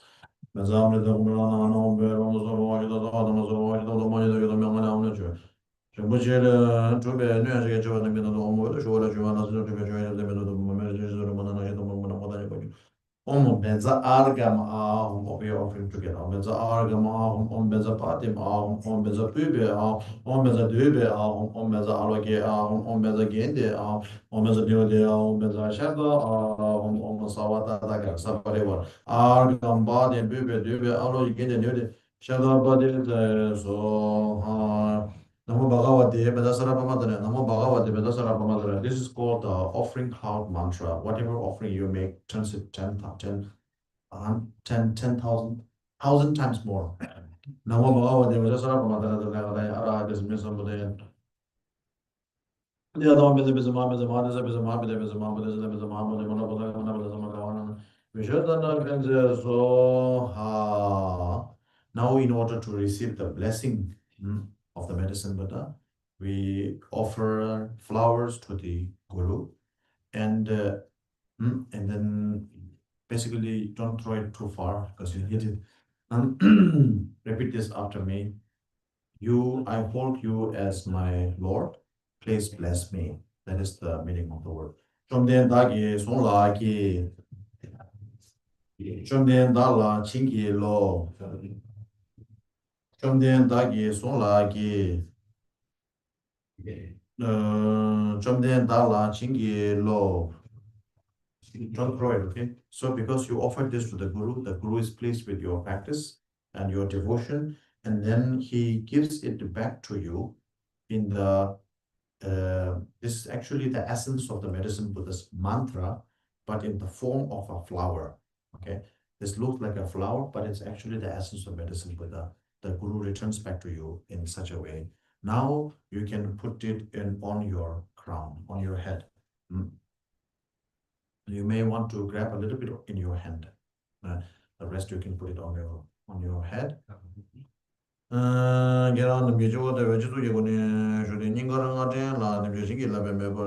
because this is the essence of the medicine Buddha's mantra in the form of a flower, as we read this verse, visualize that the flower has melted, dissolved into the mantra encircling at your heart. Remember the letter Om, the Om, which is encircled by so visualize it that the essence of the mantra, which is in the form of a flower, has dissolved into your heart, where the mantra is residing. Okay. So visualize like that, and at the same time, you can offer a certain portion. You can sprinkle it. Okay. May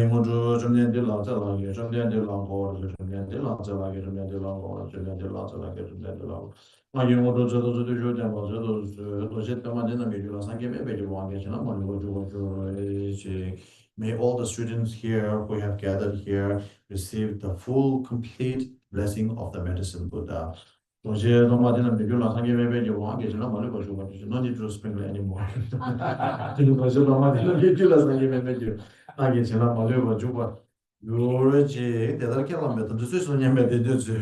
So this commitment you have to do it after all the initiation. Basically means whatever you say, oh my Lord, I will follow as your instruction. 조의 제달까지 봐. 대다 탐지에 다기기. 조의 제달까지 봐. 대다 탐지에 다기기. 조의 제달까지 봐. 대다 탐지에 다기기. So what that basically means is whatever the master says in regards to this particular practice, I will follow accordingly. So this is what I was saying earlier about His Holiness, quoting the Manjushri Namasangidi. The proprietor or the Lord of the word has the final say or final authority. In other words, the master of this initiation has the final say in all practices related to this. Then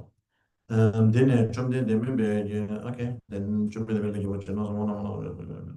okay, then done. So make the mandala to credit for credit. So sa ji pe ji chu xin men do zha ma zhe zhe ling xin yin de ge ma de san ye xin do mi de ru wa ru gen nam da jing la zhe bo la shuo yi da mo gu ru zhe na men da la gam ya da ra ya yi. Okay, so the empowerment is completely done. So okay, so you can come when you come to this the blessing. I will distribute the medicine Buddha pill, but this has been a long time tradition in our monastery. This one is blessed by all the monks from the our monastery, okay, Seven Monastery, about 1,500. So 1,500 monks.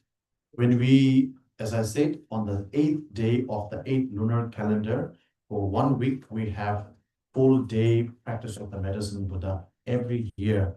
So when we have that practice, we request the monks to consecrate this. So it's been consecrated by over 1,000 monks. Okay, so very precious. So you can come and seek the blessing. And okay, one by one. Yeah.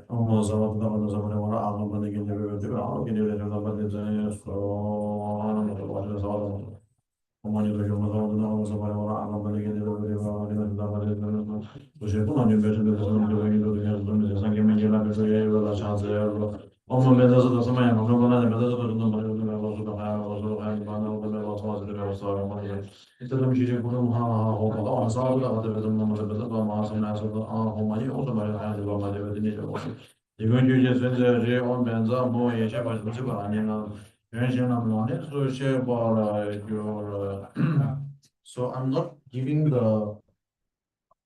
this one. Those of you who already received, no need to take. But if you need more, you can ask them. Okay, you are not there yesterday, right? Yeah. So yeah. So the protection string, if you need, I will give you. Okay.